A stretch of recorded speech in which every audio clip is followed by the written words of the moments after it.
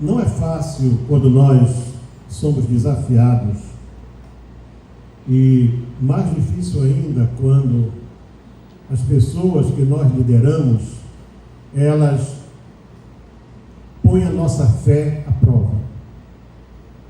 Esse pequeno relato, o capítulo 78 de Salmos, escrito pela família de Asaf, que era o cantor mor do templo, esse não é um salmo escrito por Davi, na verdade é um pequeno resumo de toda a história de Israel até aquele momento.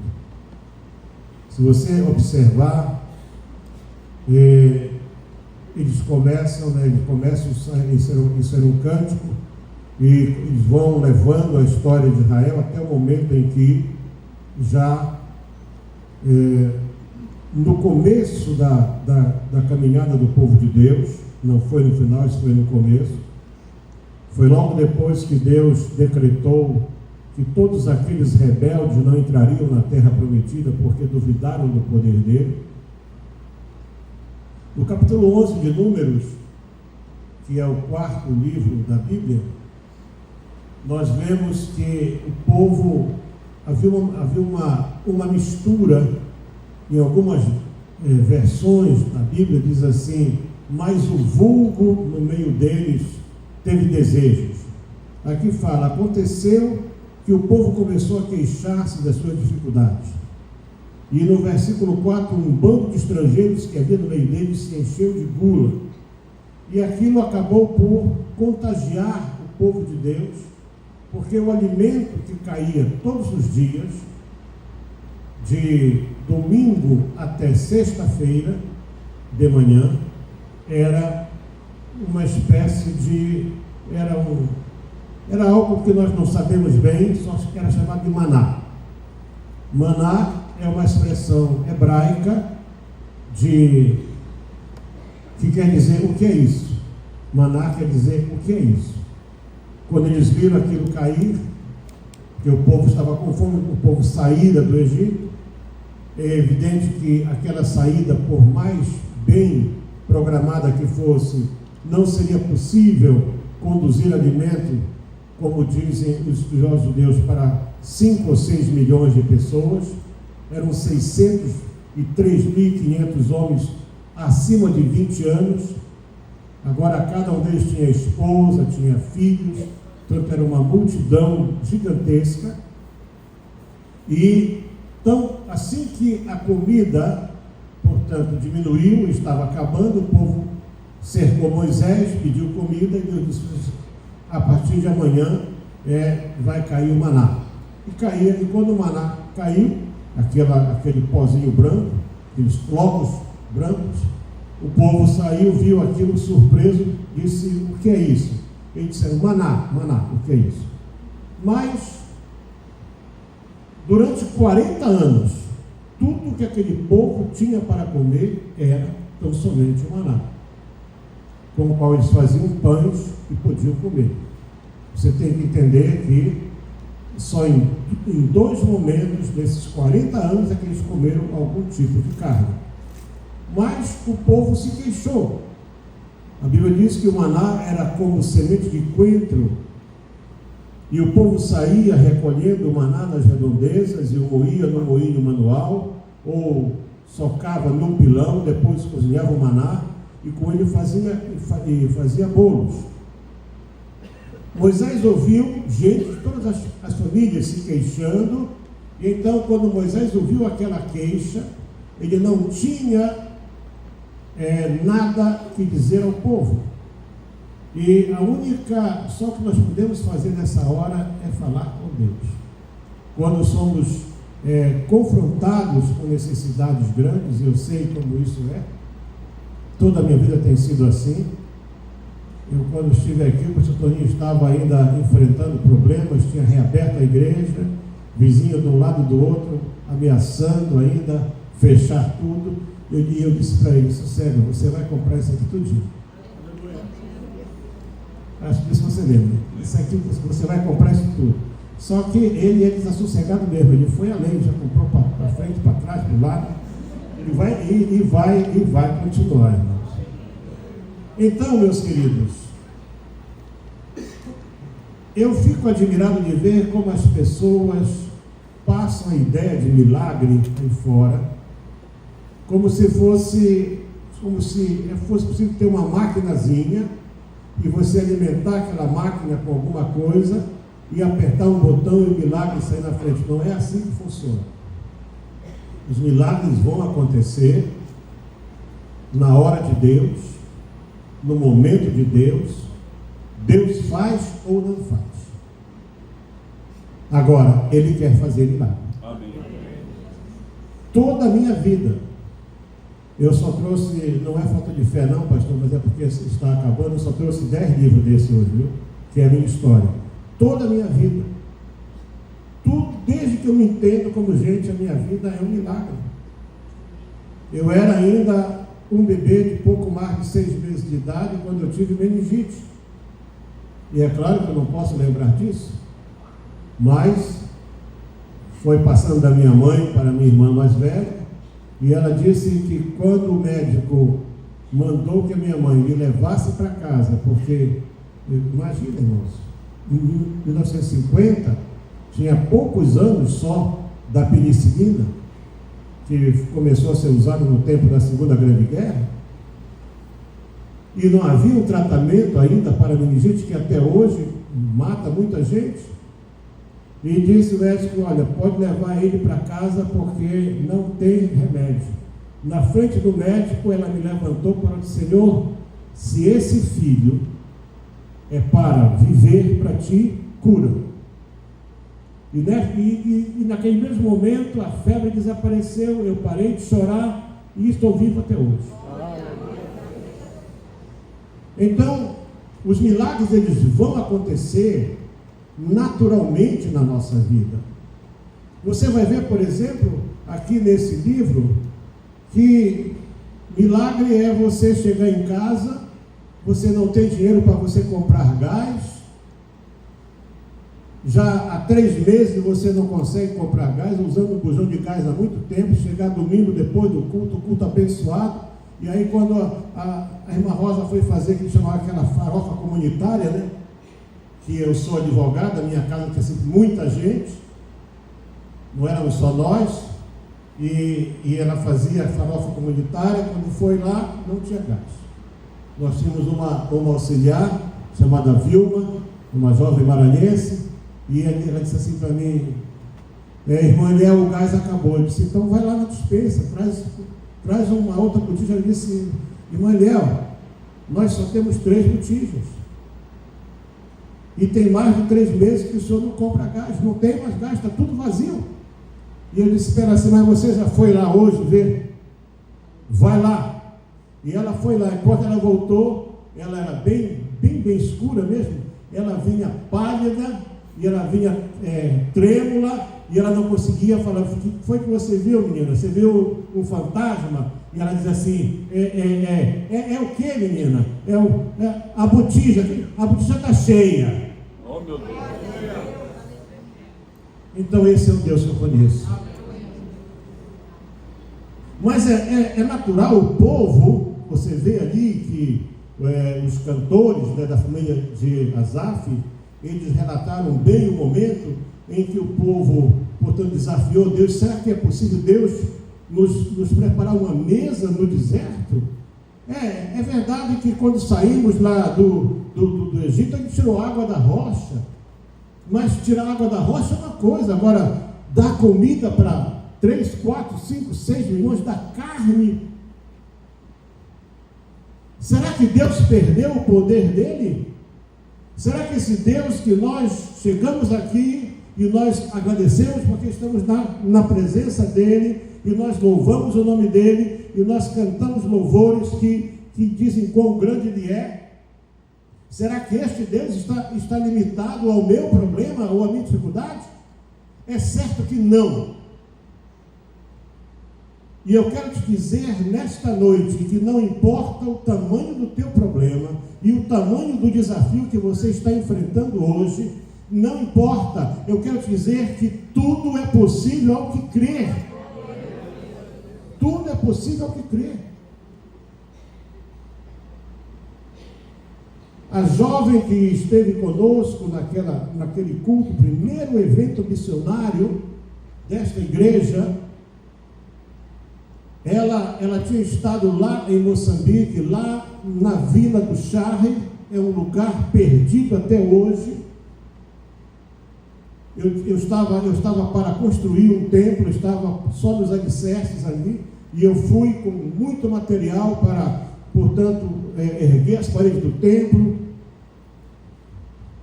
E nós tínhamos cerca de umas 50 pessoas trabalhando ali, entre homens e mulheres, e eu tinha levado 70 quilos de farinha de milho, fubá de milho, que é a base da alimentação deles. Uma parte era para fazer um mingau de manhã, e outra parte que eles, portanto, eles fazem aquela polenta e comem com qualquer coisa. Nós não pensávamos em dar comida para crianças, porque não tínhamos como levar. Era um atrelado pequeno, o meu carro estava sobrecarregado, e então, logo no primeiro dia, fizeram aquela panela de mingau de manhã, aquela papinha, e deram para os adultos, e quando eles jogaram a panela assim fora, uma multidão de crianças avançou na panela, pastor, aí assim, metendo as mãozinhas lá no fundo, rasgando assim, e comendo, e nós ficamos sem palavras com aquilo ali. Houve uma altura em que eu disse para essa missionária: olha, eu não tenho mais lágrimas. Eu já chorei todas as minhas lágrimas, eu não tenho mais lágrimas para chorar, eu só posso orar. E aí, naquela noite, nós conversamos dentro da nossa barraquinha, porque acampávamos ali, tínhamos que levar tendas, não há hotéis, não há pousadas, não há nada, não há energia, não há água potável, não há coisa nenhuma. E eu disse: era assim, amanhã você vai distribuir essa papa, e Deus vai fazer um milagre. Então, no outro dia, ela fizemos a mesma, eram só 6 quilos de farinha que eu podia usar por dia. Só 6 quilos, não mais do que isso. Já fez, era uma panela mais ou menos para ir talvez uns 30 ou 40 litros. Ela distribuiu para todo o pessoal, ficou assim um pouquinho só no fundo. E todos olhando para mim. E eu disse para ela: você lembra quando nós dávamos a sopa? Que a sopa não ia chegar e nós trazíamos água, e eu mandava pôr água na sopa e a água virava sopa? Então vamos fazer o mesmo agora. Então, vieram 2 baldes de água, metemos a água lá dentro, e todo mundo ali, o pessoal que foi conosco, com máquinas filmando tudo, mexeu aquilo, mexeu tudo aquilo ali. Não tinha mais farinha, era só aquele restinho com água. Não tinha açúcar para colocar também, não tinha sal, não tinha nada. Depois que acabou de mexer, eu disse: agora pode servir.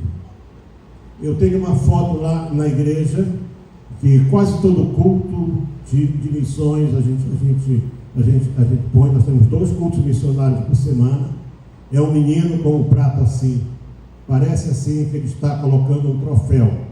Eu comparei quando o Guga, ele ganhava aquele torneio lá da França, aquele nosso tenista, que ele colocava bem assim. Olha, esse é o troféu, é o pratinho cheio. Glória. Cheio. E quando esses missionários que foram conosco, eles provaram, disseram assim, pastor, isso é um milagre. Por que é um milagre? Isso aqui não é água, isso é papa, e é papa boa, grossa, gostosa. E todos os dias, nos próximos 10 dias, foi a mesma coisa, porque o Deus que eu sirvo é o Deus que faz mesa no deserto. Ele faz mesa no deserto.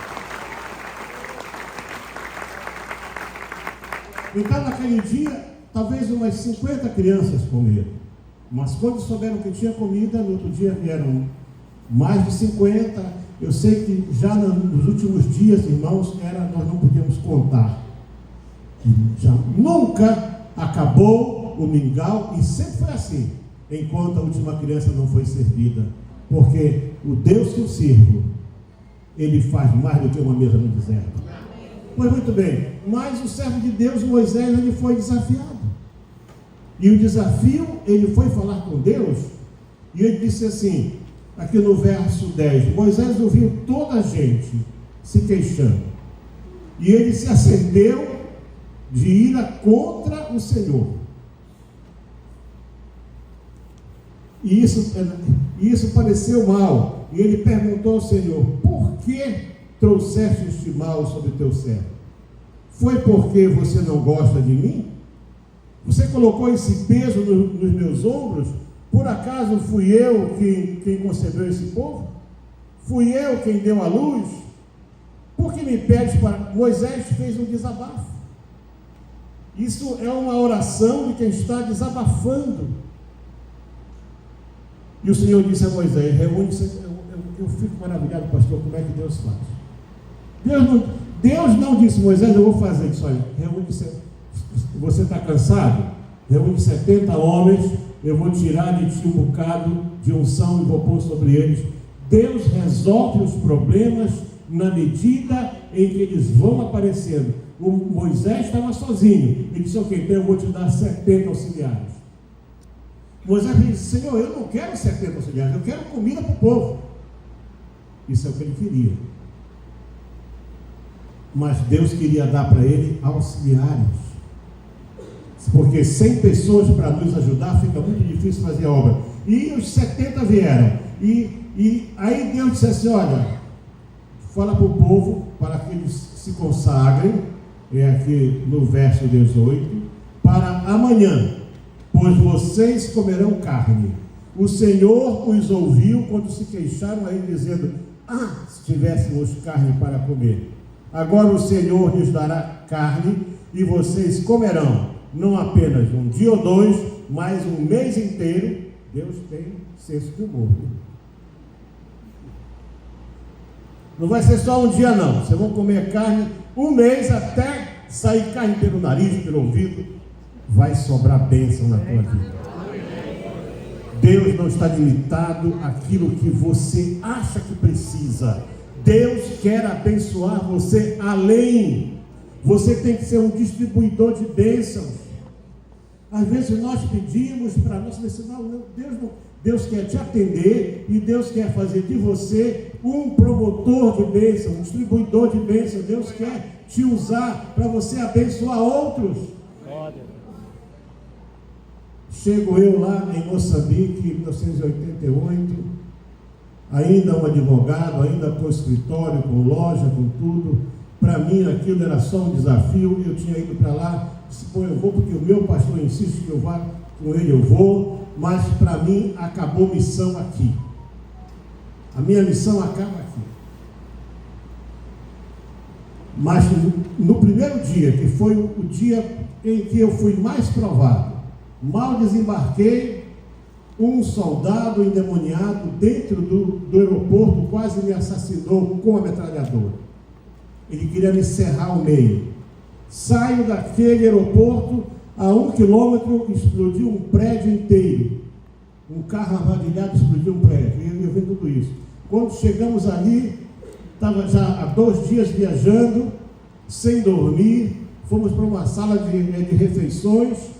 Era um lugar, talvez a metade desse tempo assim, havia uns 30 alunos da escola bíblica ali. O prédio estava deteriorado completamente. Escorria o esgoto pela parede, um odor insuportável, e eu não consegui comer. Saímos à tarde, e à tarde os pastores queriam nos mostrar uma casa para nós comprarmos para fazer a sede da missão, e aí resolveram tirar uma foto. Quando estou tirando aquela foto, a polícia veio e disse, você é um estrangeiro, não pode fotografar prédio aqui. Me deram os pescoções e me prenderam. Tudo isso só em menos de 24 horas.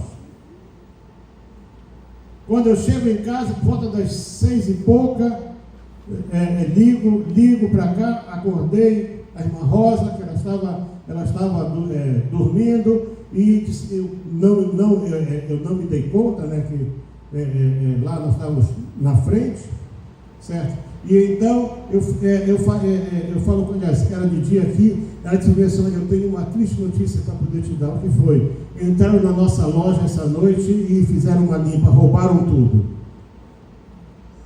Aí quando eu estou falando com ela, aquela vozinha soa aqui assim para mim, assim, belo Deus esse teu, né? Quer dizer que tu vens para cá, fazer uma viagem dessa, sofreste tudo isso, e nem sequer da tua loja ele cuida. Aí eu entendi que tudo aquilo era resistência do nosso adversário. Eu disse, então tudo isso foi você que fez? Pois bem, Satanás, agora tu arrumaste uma briga feia, agora eu vou ficar aqui. Mas eu falei, aquilo sou eu, só lá dentro de mim. E aquela noite, devido a diferença de hora, era 11 da noite lá, 6 da tarde aqui, eu não tinha sono. E eu estava ali na sacada do prédio, estávamos hospedados, vendo as ambulâncias passarem. O país estava em guerra, numa guerra civil, que matou 1 milhão de pessoas. Helicópteros, era uma coisa horrorosa. E eu vi 3 criancinhas que vinham assim, andando pela rua, e eram 3 crianças pequenas, e 2 ficaram assim, e a terceira se apoiou, e era um latão de lixo, e ela meteu a mãozinha lá naquele latão de lixo, saiu comendo qualquer coisa, e eu disse, Senhor, o que é que eu estou fazendo aqui, Senhor? Isso aqui não sou eu não pertenço a esse lugar. E então, o que acontece? Que muitas vezes nós não nos damos conta do que Deus quer fazer conosco. Eu, quando saí daqui, eu saí com 2 joelheiras aqui. Eu tinha tido um problema nos joelhos, e eu não podia nem sequer subir escadas sem me segurar. Esqueci disso e me ajoelhei para poder orar. Quando eu me ajoelhei para orar, na hora que eu comecei, a mesma lamúria, né? Eu não sou daqui e tal, e isso não sou eu. Aí a parede desapareceu e apareceu um grande mapa, algo assim, não é? Mas um mapa bem, e esse mapa tinha, eu via uma mão que passava, e onde essa mão passava, você levantava uma multidão de pessoas de branco, e a mão fazia assim, e eu ouvi ordens de Deus para mim fazer algo que até hoje eu procuro fazer. E para mim isso era como 5 minutos. E eu comecei a escutar um cântico, e eu pensei, eu acho que eu morri e fui para o céu. Um cântico lindo. Quando eu olhei no relógio, eram 5:30 da manhã. Eu tinha ficado 6 horas de joelho e não me dei conta. Sabe uma coisa? Na presença de Deus não existe tempo. Eu desci dali, era um culto que tinha de manhã, um culto de oração, e eu estou ali, o culto acaba. Quando o culto acaba, eu fiquei sozinho, havia uma porta assim, e eu estava no primeiro banco sozinho, e de repente, eu, como sempre, irmãos, eu não vou aqui dizer que eu sou o bambambam, com a mão na cabeça e disse, Senhor, o que eu estou fazendo aqui? Olhei e tinha uma menininha assim, bem na minha frente, bem vestidinha, linda, uma menina negra, e ela me viu, correu para mim, me abraçou, começou a chorar, e eu abracei também, e aquela voz falou assim, é por causa de crianças como esta, que eu preciso que você venha para cá agora. Eu disse, Senhor, eu sou um advogado, eu não entendo nada de criança, eu vou te ensinar. E nessa hora eu me dei conta que eu estava abraçando a mim mesmo, não tinha ninguém aqui. Eu levantei, fui lá fora e perguntei, onde está a menina? Estavam as irmãs lá preparando alguma comida. Que menina, pastor Gomes? Aqui não tem menina, crianças não podem estar na igreja essa hora. Tudo aquilo mexeu comigo.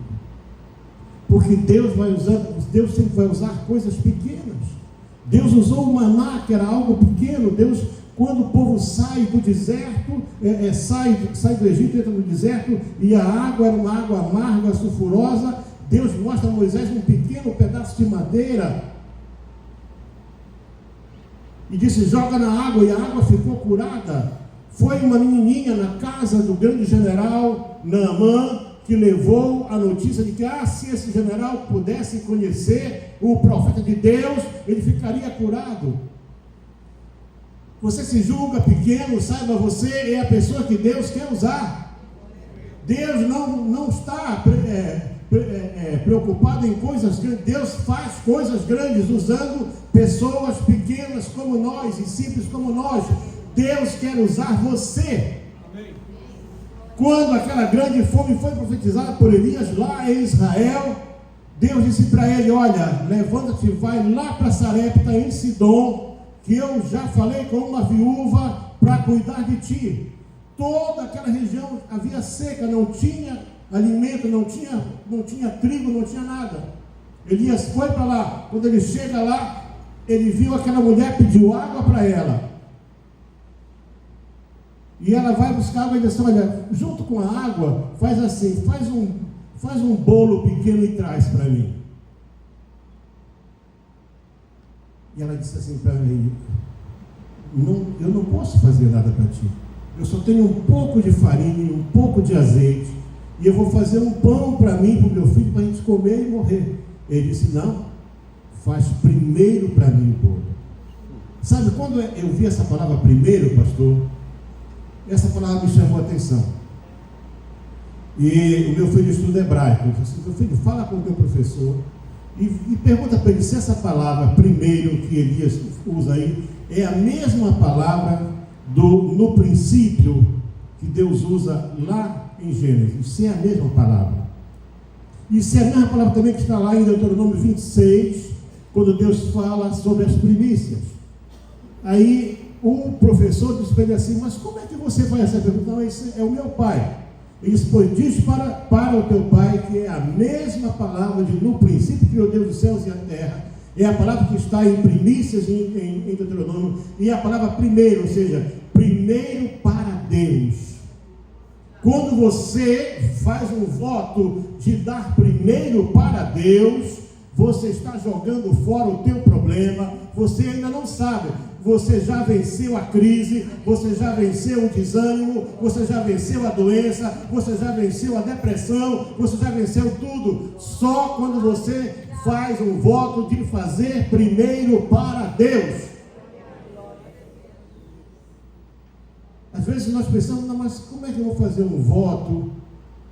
Eu lembro que uma vez nós estávamos começando a igreja lá em Joanesburgo, e eu abri os envelopes, tinha uma moeda de 2 randes. E era de uma irmã desempregada. Eu pus a mão sobre aquele envelope: Senhor, olha esta contribuição da tua serva e abençoa. Meus irmãos, o que Deus tem abençoado aquela família é uma coisa extraordinária. Porque tudo que Deus quer é que você confie nele. Deus disse: Moisés, tu estás duvidando de mim? Disse, porém, Moisés: aqui estou eu no meio de 600 mil homens em pé. E dizes: darei a eles carne para comer durante um mês inteiro? Será que haveria o suficiente para que eles, se todos os rebanhos fossem abatidos? Esse é o verso 23, 21, aliás. Será que haveria peixes no mar bastante para todos? E o Senhor disse: estará limitado o poder do Senhor? Será que Deus disse para Moisés: tu já esqueceste das pragas do Egito? Quem foi que abriu o mar? Tu esqueceste que sobre vocês tem uma nuvem que fala da minha presença, que aponta para a minha presença, Moisés? Tu esqueceste que à noite eu mostro uma coluna de fogo, e essa coluna de fogo, ela mostra o caminho, e ela também aquece vocês, porque o deserto é frio. Deus, você não se deu conta, você está aqui sentado porque Deus te deu vida. Você respira porque Ele criou toda essa atmosfera. Você está vestido porque Ele criou esses materiais todos que existem, que o homem usa para poder fazer roupas.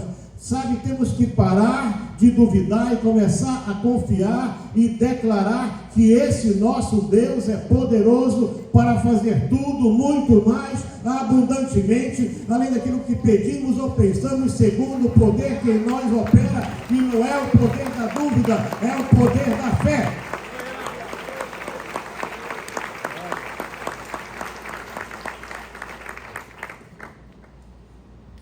É o poder da fé. Quando você não puder, aí você vai ver que Deus pode. Deus vai fazer. Deus vai abrir. Pastor, eu estou sem relógio, hein? Você me controla aí, por favor. Tem uma abençoada ali atrás.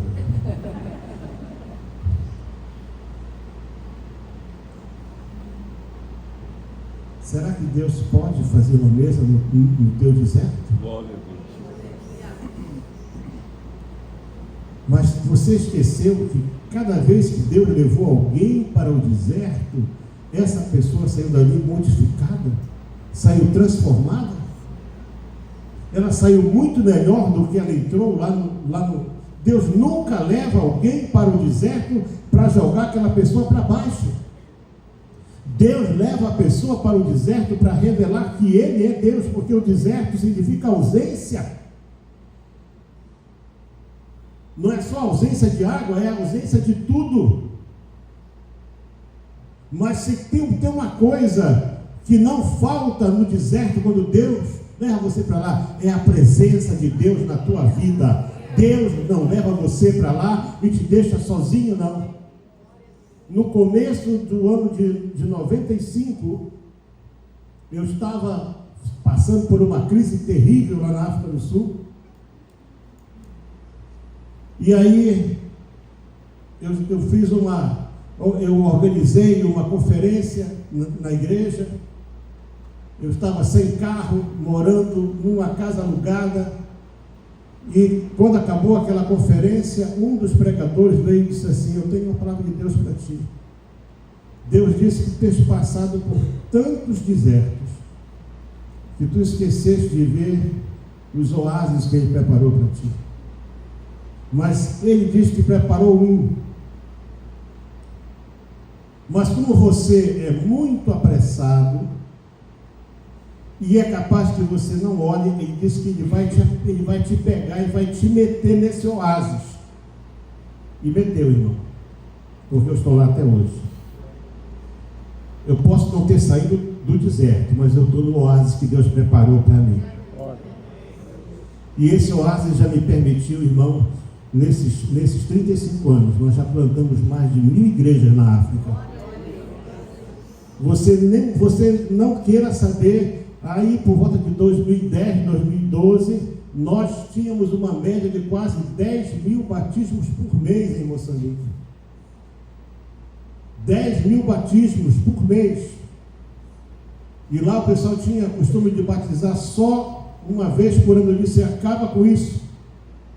Nós não podemos fazer as pessoas esperarem. Desde o dia que eu fui numa aldeia, estive lá durante uma semana, comecei uma igreja ali, fiz casamentos, fiz tudo ali, marquei um batismo, e na hora do batismo eram umas 40 pessoas para serem batizadas. Veio uma criancinha dos 12 anos, tremendo, ela estava com uma crise de malária, com febre alta, tremendo toda. Eu disse assim para ela: filha, você vai entrar? Ela disse: pastor, por favor, me batiza. Mas por quê? Ela disse: porque eu só tenho hoje, amanhã tu não estás mais aqui, e eu não sei se a outra vez que tu vier aqui, eu estou vivo ainda, me batiza agora. E pensa num lugar cheio de crocodilo. Não tem rio na África que não tem crocodilo. Aqui no Brasil tem jacaré. Quando o jacaré acaba de crescer, é quando o crocodilo começa. E é interessante que os irmãos lá com o tambor, lá na beira do rio, eu disse: mas para quê? Para que esse tambor, irmão? Isso é para poder espantar os crocodilos, pastor. Eles, quando ouvem esse barulho, eles ficam longe. Eu disse para ele assim: mas e se um deles me comer? Isso aí é porque aí chegou o seu dia, eu sou o mais. Muito amigo, né? Mas sabe, passamos por uma casinha, estava um homem lá, sentado na porta. Segundo os irmãos, ele tinha perto de 100 anos de idade. Não sabia ler nem escrever. Ele nos falou e disse que ele estava o tempo que os brancos ainda vinham carregados em cadeirinhas, em liteiras. Paramos ali, falamos a mensagem de Deus para ele.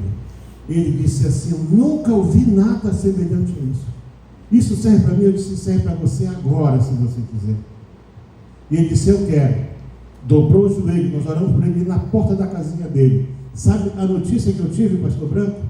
Ele era a primeira pessoa que chegava na igreja, só tinha uma Bíblia na igreja, e pedia para lerem a Bíblia para ele, porque ele queria ouvir falar desse Deus que foi encontrado lá na porta da casa dele. Deus vai ao encontro de você onde você estiver. Não existe distância para ele. Esse Deus que eu conheço, esse Deus que está conosco esse tempo todo, esse Deus que nos guarda em todo o tempo, eu tenho visto Deus fazer coisas extraordinárias. Não existe limite para o que ele pode fazer. Moisés tinha ali milhões de pessoas olhando para ele, cobrando dele. Ele disse: Senhor, é possível? Deus disse assim: Moisés, por acaso estará limitado o poder do Senhor?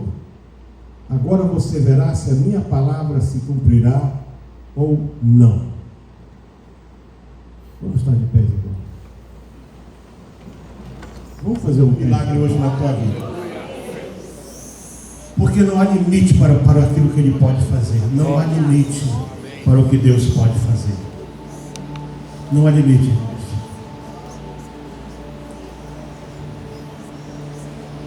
Se você acha que ser trasladado é privilégio do Filipe, ou porque Elias foi para o céu, nós estávamos numa balsa.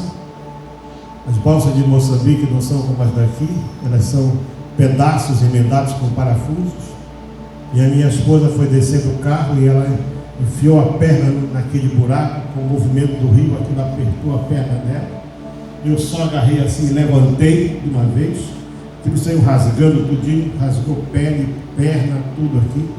Entramos no carro, uma estrada horrorosa, que não dava para andar a 20 por hora.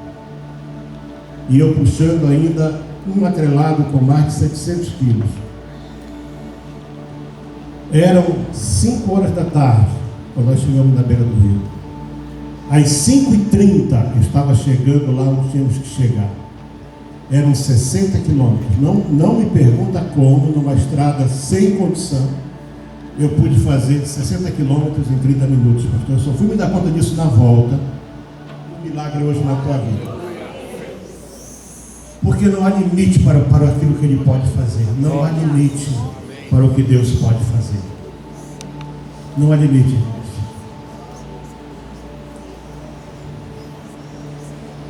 Se você acha que ser trasladado é privilégio do Filipe, ou porque Elias foi para o céu, nós estávamos numa balsa. As balsas de Moçambique não são como as daqui, elas são pedaços emendados com parafusos. E a minha esposa foi descer do carro e ela enfiou a perna naquele buraco, com o movimento do rio, aquilo apertou a perna dela. Eu só agarrei assim e levantei de uma vez. Aquilo saiu rasgando tudinho, rasgou pele, perna, tudo aqui. Entramos no carro, uma estrada horrorosa, que não dava para andar a 20 por hora. E eu puxando ainda um atrelado com mais de 700 quilos. Eram 5 horas da tarde, quando nós chegamos na beira do rio. Às 5h30 eu estava chegando lá onde tínhamos que chegar. Eram 60 quilômetros. Não me pergunta como, numa estrada sem condição, eu pude fazer 60 quilômetros em 30 minutos. Pastor, eu só fui me dar conta disso na volta, do Charre até a beira do rio. Quando nós paramos na beira do rio e vimos o tempo, nós paramos, nos olhamos e dissemos: Deus fez um milagre. Porque nós levamos 30 minutos para fazer 60 quilômetros, onde não tinha estrada, porque precisava atender ela. É isso, Deus faz assim. E ainda como a estrada era tão ruim, teve uma hora que eu ia carregar tudo, né? Um bujão de gás que eu tinha lá dentro do carro. Nunca mais você faz, nunca ponha bujão de gás dentro do carro. O bujão abriu sozinho. Era tanto sacolejo que o bujão, e eu ia tentando correr o máximo que eu podia, que nós ainda paramos. Eu tive que abrir o carro, fechar o bujão, guardar de novo. E quando nós voltamos, nós vimos que aqueles 60 quilômetros nós gastamos mais de 1 hora na volta e na ida só 30 minutos. Não há limite para o que Deus pode fazer. Ah, por que Deus não curou a perna dela? Não, Deus queria mostrar o seguinte: as coisas podem acontecer, mas Ele vai intervir sempre. O poder dele é ilimitado. Eu quero orar por você agora. Orar pelo teu milagre agora. E dizer para você o seguinte: essa entrevista que você fez, que você acha que não foi bem, ela é melhor do que você pensa. Portanto, eu já estou te dizendo o que vai acontecer. Pai, em nome do Senhor Jesus Cristo, porque a tua palavra é fiel e não há limite, Senhor. A tua palavra diz que a tua mão não está encolhida para que tu não possas estender e abençoar. Teus ouvidos não estão tapados que tu não possas ouvir. Agora mesmo, Senhor, em nome de Jesus Cristo, desde o púlpito aqui, Senhor, do púlpito de louvor, passando pelo corpo de diáconos, em cada recanto desse templo, lá na galeria, lá fora na porta, onde está alguém agora, Senhor Deus, com a sua mão tocando uma parte do seu corpo, a sua carteira, ou a mão da pessoa ao lado, opera agora segundo o teu poder e confirma a tua palavra, em o nome do Senhor Jesus Cristo, que vive e reina para todo sempre. Amém.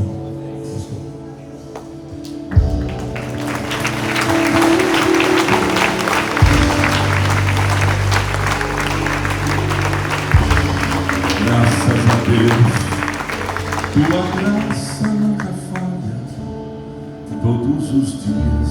Nós vamos orar com o pastor.